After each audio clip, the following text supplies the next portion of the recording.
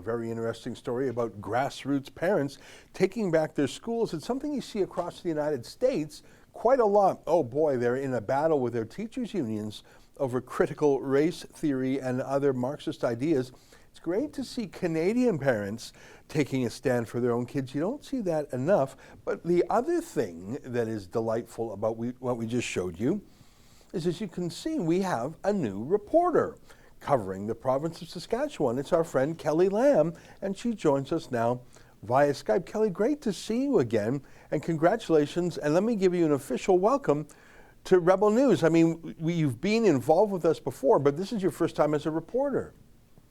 Yes, it is. Well, thank you for the warm welcome, and it has been a warm welcome indeed from everyone involved. So what a great place to call work. So thank you very much for the opportunity to do some coverage from the prairies. Oh, come on. We're really grateful. I've long wanted to have a footprint in the prairies. We got Sheila Gunn-Reid in Edmonton and a great team in Calgary. But, I mean, a lot of news happens in Saskatchewan and Manitoba, but the world doesn't know it because, you know, to have a rebel-style reporter on the ground makes all the difference. Saskatchewan has a lot of stories to be told. Tell us a little bit more about the teachers' rebellion that you covered. I mean, the parents' rebellion. Pardon me, the parents' rebellion. Go ahead. Yeah, of course. So that particular one is just one of the many school boards that are, people that are expressing concern. So that started in the Prairie Spirit School Division, which is in the Warman region, just north of Saskatoon, for those who aren't in this area but have been to Saskatchewan. So that's just one group that started to grow very rapidly, and I became aware of it and started following along and covered that. And from there, that group has actually grown, which you'll see in the next video that's on its way out soon in post.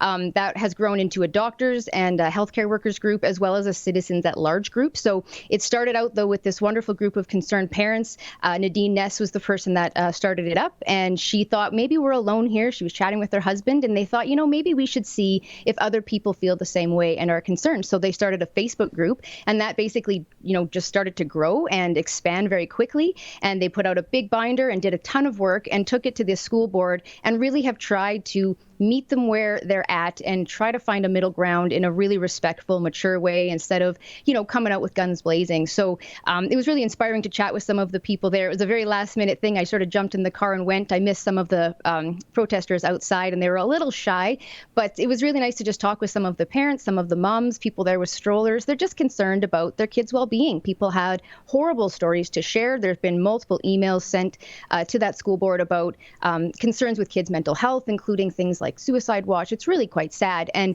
a lot of this, they're questioning, is it actually necessary for the health of the kids, or are we doing way more harm than good? Which I think is a very valid question to ask. It absolutely is. And it has not escaped me that Teresa Tam has no children of her own, but by God, does she have plans for your kids? I'm terrified. It's not just the masks and the social distancing and the creepy rituals with no basis in science. Like, really, it's a superstition. But now they're looking to approve vaccinations for children as young as 5. That's kindergarten age. I find it terrifying.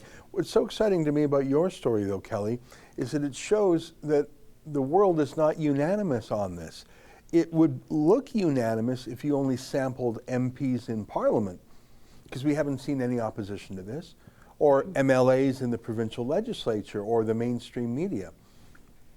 I think back to the leaders debate in the last federal election. It was 5 leaders all violently agreeing with each other. But to see that grassroots parents have a different point of view, I'm delighted to see them organizing like this. That's a lot of hard work, but it looks like it's paying off, maybe? Hopefully. I'll keep you posted as we know more. So there's supposed to be another board meeting right away here, but we haven't heard what they're planning to implement. But what I've heard so far from Nadine Ness is that they have at least looked at opening this up to the parents to take out sort of a questionnaire or a survey to at least get the opinions and the input of the parents instead of just running it sort of authoritarian-like. There's actually some sense of, maybe we could have this as a democracy. And we couldn't cover the whole 30-minute presentation in the video for Rebel.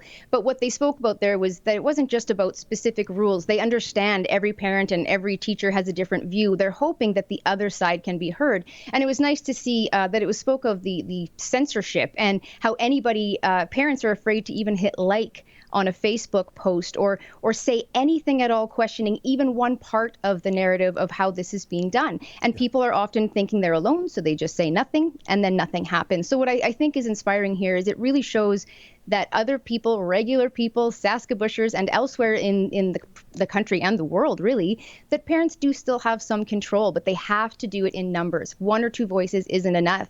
They'll just shut you down as a nut bar. And ultimately, what this comes down to is just parental control and authority, and making sure that the teachers aren't taking on a little more responsibility for your kids than you have.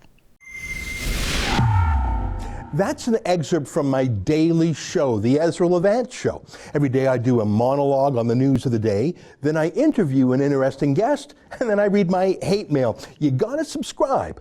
Go to rebelnews.com.